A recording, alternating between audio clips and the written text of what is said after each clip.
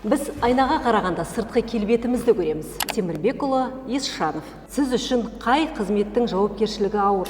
Бір түйеден сұраған екен, арқаңа жүк артып, биіктен төмен қарай жүргеніңіз қолайлы ма, әлде төменнен биікке көтерілу жауапкершілікте, адами жауапкершілікте? Білім саласында дәл қазіргі уақытта ең осал, ең күрделі мәселе не болып тұр? Жалпы ол құртты емдеуге келеді ме?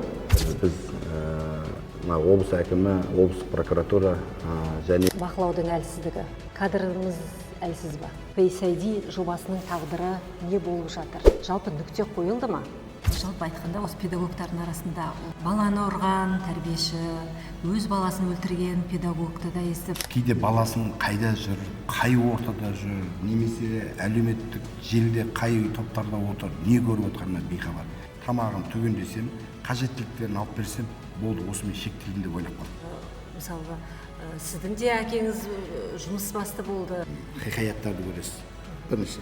Екінші, Қатаңдық керек сияқты. тиісті сала қызметкерлерінің міндеті, себебі әр Асқарбек Темірбекұлы, мына сұрақты қойсам деймін, жалпы сіз өзіңізді қандай басшымын деп ойлайсыз?